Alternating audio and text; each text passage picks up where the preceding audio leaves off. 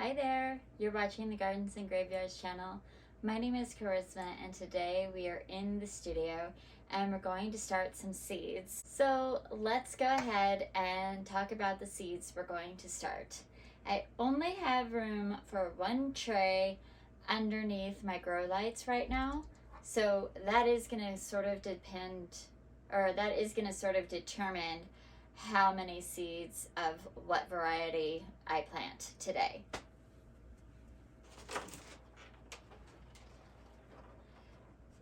So this is my seed tray and I am using egg cartons. You can find these are egg cartons. They come double stacked and I just cut them down to size so that they fit inside of a seed tray like that, and then I'll put the seed starting mix in there and cover it with a dome. So let's see how many cells I have. 1, 2, 3, 4.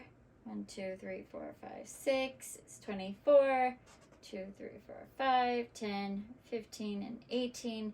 18 and 24 is 42. So that lets me know how many seeds I can start. Generally speaking, I'm going to plant 2 seeds per cell and separate them out or cut them depending on the seedling, and how well they do. I just want to make sure that I have a good germination rate. And I don't have a ton of space and I have a lot of flowers that I want to grow. So I'll probably only do 2 rows of every variety. So if I do that, then I have 1, 2, 3, 4, 5 flowers that I can plant today. So let's pull out the seeds and decide what ones I'm going to try getting done first. Some of these will be direct sown, so I don't want to worry about that too much.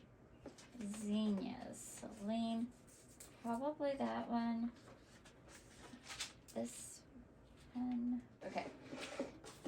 So what do I have? 1, 2, 3, 4, 5, 6.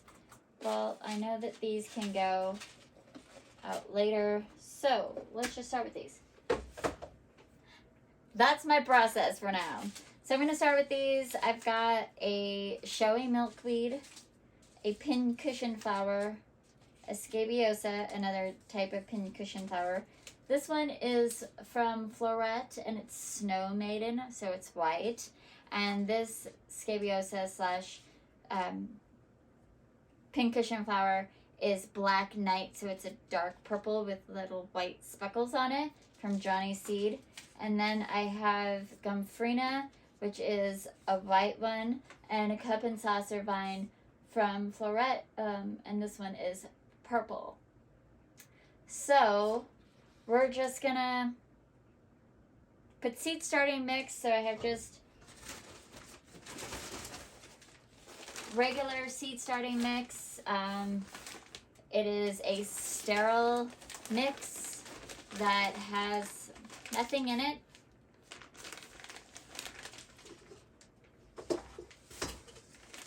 There's no fertilizers or amendments. It's just a nice sterile, super light formula, growing medium. Let's see if it says what's in here. Perlite, sphagnum peat moss, coconut coir, and limestone. So just gonna fill these up.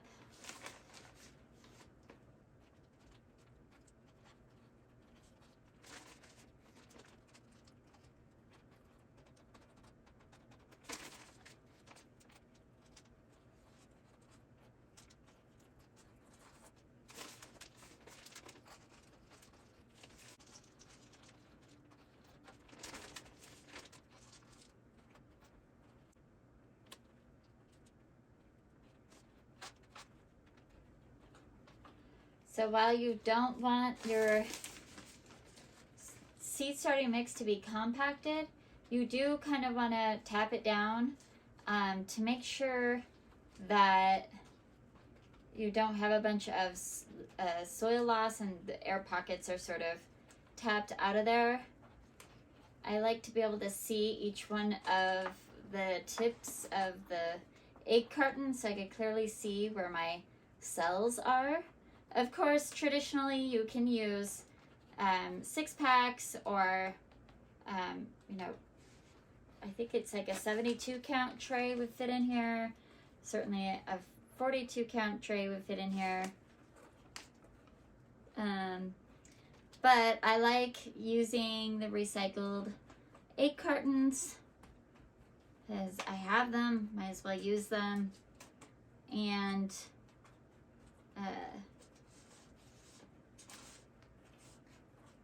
yeah, I don't need any drainage holes in them because the cardboard will allow the soil or the water to drain with no problem. Okay, then the next thing I want to make sure I do is I have labels. So I have the cup and saucer.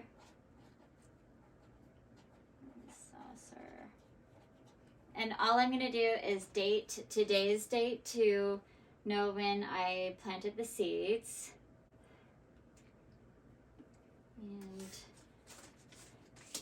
I find it easy to just go ahead and do them all at once.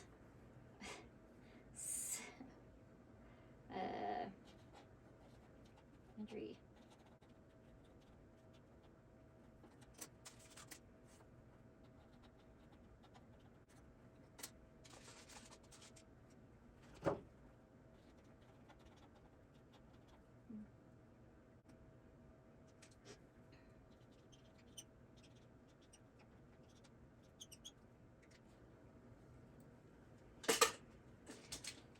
Alright, so we're going to start with this one.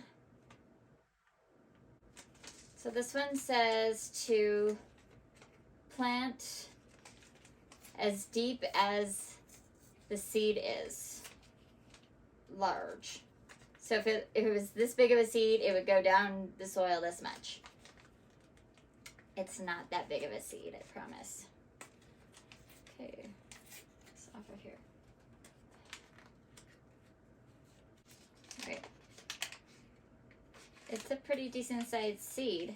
So this is the showy milkweed, and I got it from Park Seed. They are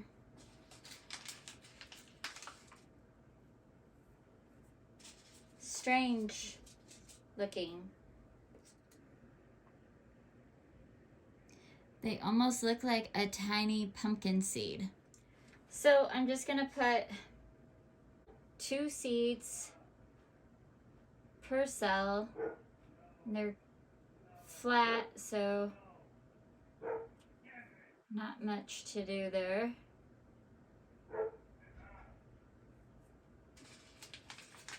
Dogs are barking.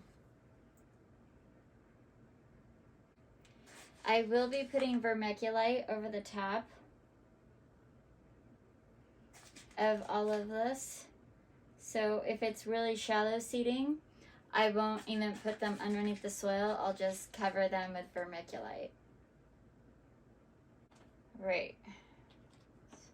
Put that in there like that. And move on.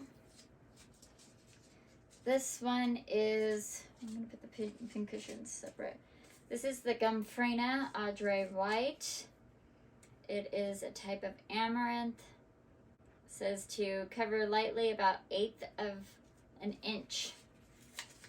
So vermiculite worked just fine.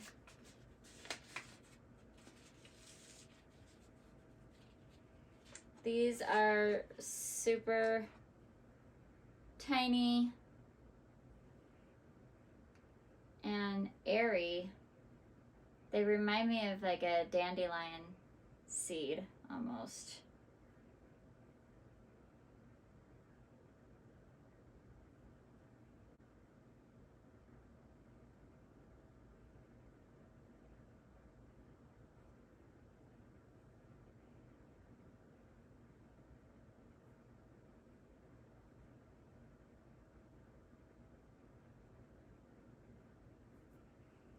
Okay.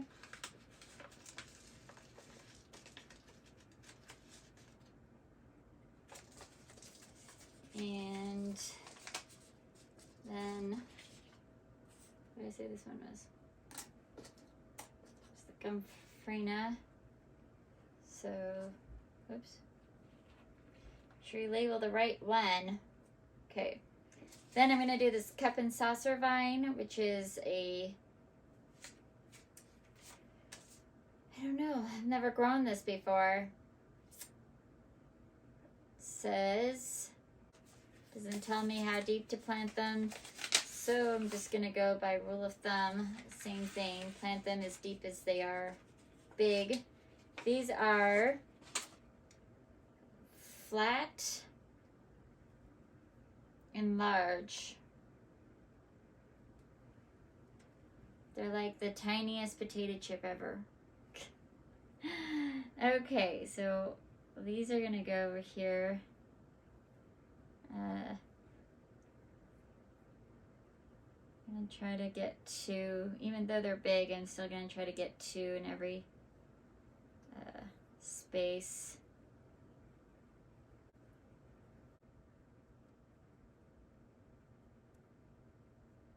Okay, cup and saucer. And then I'm going to do the 2 scabiosa. So we'll start with the floret pincushion flower snow maiden. And she never tells me how deep to plant them, so I'm going to go by this. Barely cover as light aids germination. So this side, I'll just put the tiniest bit of vermiculite. So this is the white one. These are kind of triangular and a little bit sharp, kind of like a burr, but they're not necessarily thorny. They're just shaped that way.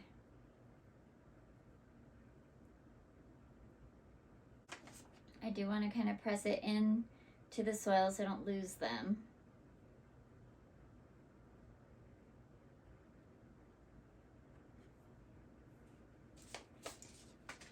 This was the Snow Maiden.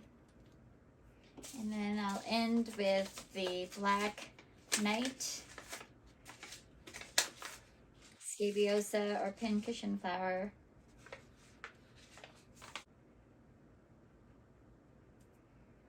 I'll put these away. So all of these will go in the black and white garden, the black and white themed garden, except for the showy milkweed, which will go also in the backyard, but in the butterfly garden. Right, then we have the Black Knight, and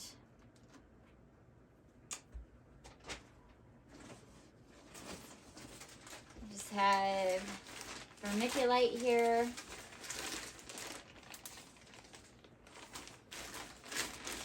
I'm going to start on this side so I don't forget that this barely wants to be covered because the pincushions need light to germinate. Right, so then we'll go over here and go this way so you can see without the labels in the way. So these ones I'm going a little thicker. This one, this side.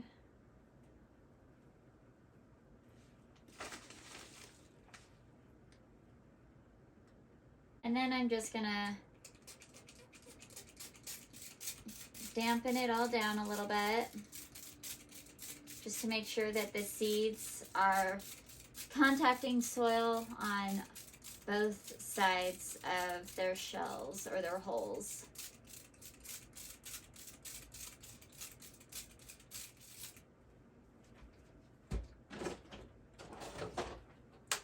Okay, then we can just pop this top right on.